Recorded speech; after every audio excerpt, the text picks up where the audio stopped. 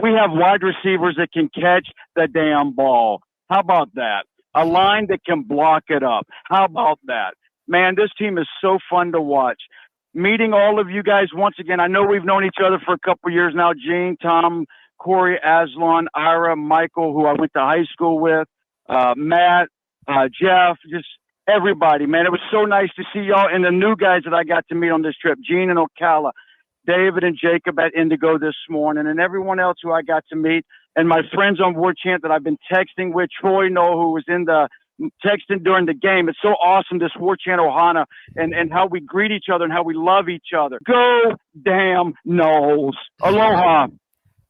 Aloha. Love it. Mark that one, Nick. That's going on the breakout. That's a great call, Ralph. There you go. He's 2 for 2 on the season. Applause for Spartanal. Yo, Gene and Tom, man, what a difference a year makes, huh? Oh, yeah. I watched the Warchant report, and like you guys, nobody had 77 points on their bingo card. So what a great day. What a great opportunity for a lot of the backups to get a lot of good reps. Hopefully, fingers crossed, prayers up, the squirrel's okay.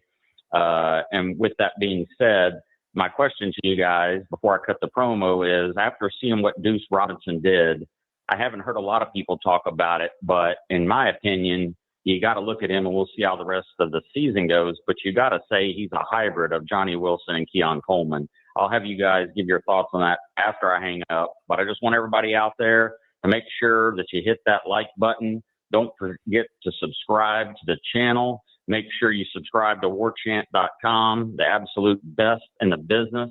And you boys, I'll see you in 2 weeks for Kent State. Y'all be good, and go Noles. Fantastic. Thank you so much, Wes. We appreciate that call. Yeah, what is Deuce Robinson? Who would you liken him to? It's a fair question to ask. He has a lot of speed, I think. I think even more direct, straight ahead speed than Keon Coleman did. Yeah. But there's no doubt we're going to roll through again some of the photos that were taken by our photographer, Bob Myers. Thanks for all of these images from today's game. You'll see it in about 30 seconds here as we go through the gallery. That adjustment that Deuce makes, Gene, on that touchdown in the end zone where it's one-handed, that's not only good hands, that's body control, intelligence, all of it. Deuce looks to be extremely polished. That first long touchdown is a broken coverage, busted coverage on East Texas A&M's part, but he has to go and earn that throw from Tommy for touchdown number 2, and you'll see it again here in a second. The photo is zoomed in on the football, and then here it is. Deuce, hey, Dad, Dominic, take a look at this photo. Look at this moment here for Deuce Robinson. A complete performance, 160 yards for Deuce in the first quarter. I saw some reports say that is a Florida State record. Regardless, and Dominic told me, if you have any record wearing that jersey as a wide receiver, you've done something. What a performance for Deuce Robinson, and he was the first story of so many stories that happened here this Saturday. Yeah, Wes brought up a couple good comparisons there, and it's just, I think in terms of the size and the body control, yeah, a lot of very similar comparisons, but I think you nailed it, Tom. He's got a different gear that those guys didn't have, so he can stretch a defense, and we saw that in his first touchdown. He can get behind the defense and make big plays, but yeah, the body control, obviously the hands, a couple of those plays, and not even the ones that he scored on, but some other catches he had where he just really stretched out. When you've got that big frame and those long arms and you're able to do that, that's NFL worthy. So that was really impressive. And that was one of the things going into this I was hoping to see, because we didn't get to see a whole lot of Deuce and what he can do against Alabama. So Florida State flexed its muscles a little bit in this one and showed we're not just Tommy Castellanos running around. They've got some really good talent in this team. And of course, just going on aside, to see Danzy do it again, I was almost like, Tom, were you almost like, maybe not even show this so much until we start playing Miami and start unleashing that a little bit more. But man, that run was also special.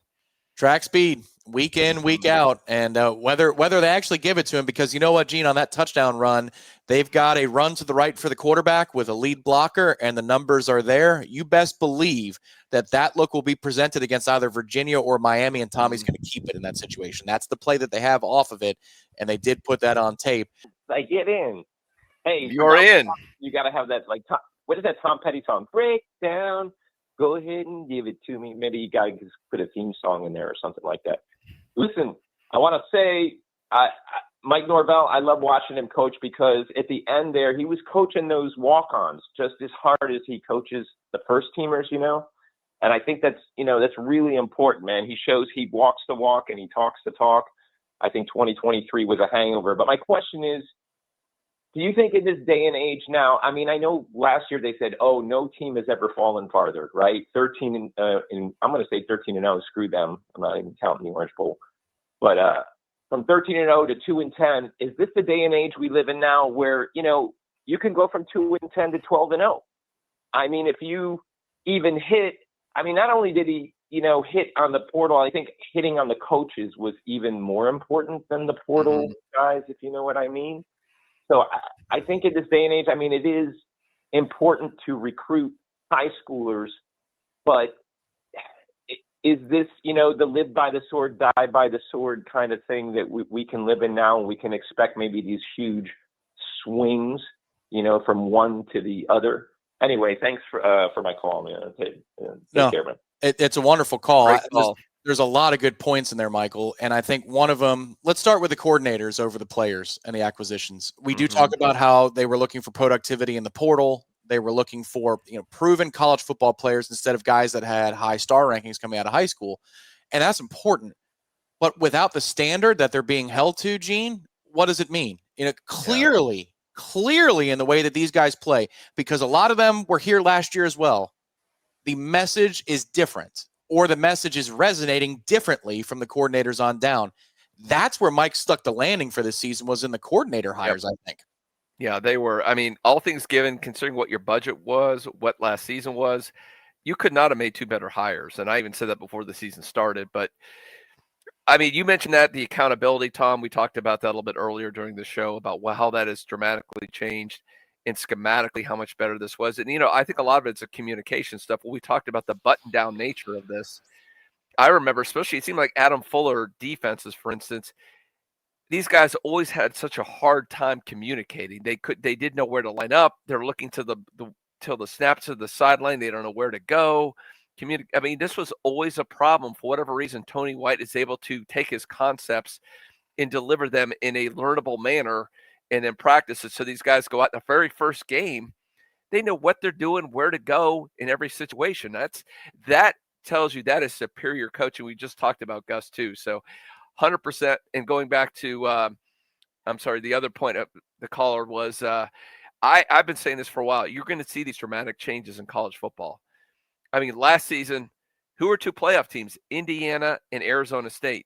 I think they were both 3-win teams the year before. So we've seen that already. Now, Florida State is the extreme example, going from undefeated to 2-10, maybe undefeated again. I don't know if that happens. If we've ever seen that at any sport, at any level before, a team being this up and down, it's crazy. But no, I think this is a function of the portal, NIL, and obviously with FSU, it's different too, because you completely overhauled the coaches, and you went from coaches that are frankly not very good to elite coordinators on both sides of the ball.